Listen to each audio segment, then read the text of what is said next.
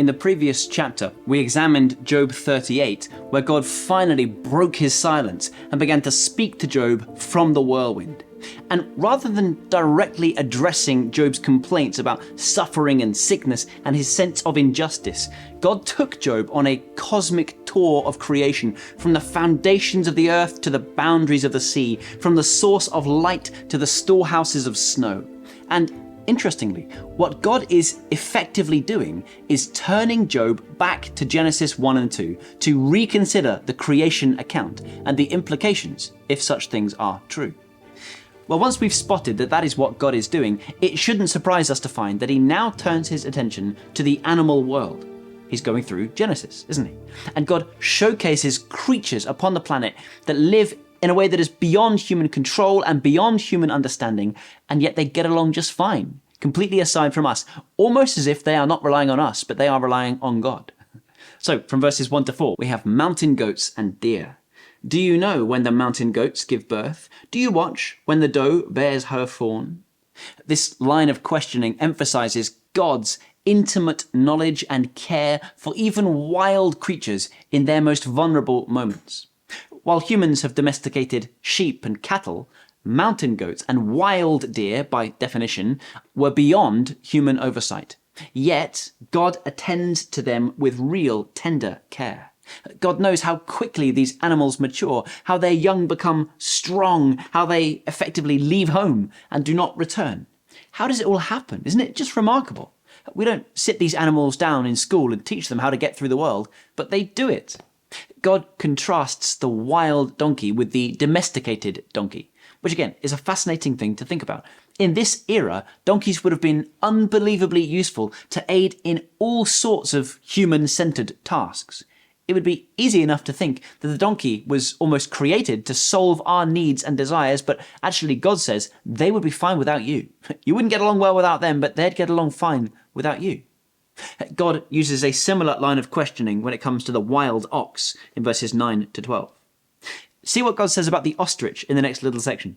The wings of the ostrich flap joyfully, though they cannot compare with the wings and feathers of the stork. She lays her eggs on the ground and lets them warm in the sand, unmindful that a foot may crush them, that some wild animal may trample them. She treats her young harshly, as if they were not hers. She cares not that her labour was in vain, for God did not endow her with wisdom, or give her a share of good sense. Yet, when she spreads her feathers to run, she laughs at horse and rider. Isn't that a fascinating portrait of the ostrich? We might look at an ostrich and find it kind of faintly ridiculous. It doesn't quite have the majesty of the cheetah or the lion or the usefulness of the camel or the donkey.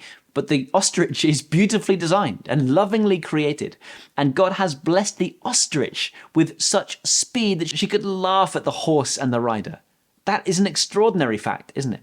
The ostrich is the fastest bird on land. It is the fastest animal with just 2 legs. It has unbelievable, almost unreasonable speed, often faster than horse and rider, as we read. It is hugely impressive in its own way.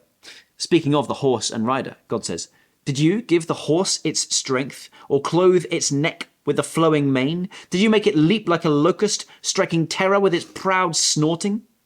The horse's strength and courage are divine gifts, not human achievements. The horse's fearlessness in battle tell us not about its training, but much more about its God-given temperament. There is so much going on in this world that we humans do not see, cannot consider, and simply take for granted. The final example in verses 26 to 30 speak of these birds of prey, the hawk and the eagle. These are creatures that are literally above human reach. The hawk's migration, the eagle's nest building, they occur completely aside from our direction or instruction or intervention. And even their predatory nature, their predatory abilities are shockingly impressive. We are blessed to live in an era when Attenborough-style nature documentaries exist. We have probably seen close-up, slowed-down footage to see the shocking accuracy of these birds as they strike their prey. But most people, throughout most of human history, would have just simply seen a ball of feathers, and the details would be hidden from sight. What does all this have to do with Job? That would be a reasonable question to ask at this point. And there are multiple possible answers. But I think one of the most profound lessons that Job 39 has to teach us is that all of these aspects of life bring glory to God in very different ways. Some things confuse us, but God understands them. Some things are unseen by us, but God still can see them. Some things operate independently from us, but God still rules over them. The passage is simply teaching that God is king over everyone and everything. When we suffer, we sometimes want very neat, watertight answers, but God's response to Job is to say, do you see how all creation testifies in its own way to the wisdom and the power and the majestic wonder of our good Creator? Wisdom, comfort, and real spiritual courage can come not just from theological statements, but from a humble, honest look at the work of God's hands. The fingerprints of the Almighty are all around us for those with eyes to see.